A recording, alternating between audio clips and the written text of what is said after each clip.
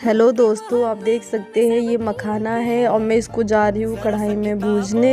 मैंने घी डाल दिया है, अब इसमें मैंने मखाना डाल दिया है घी गर्म होते ही।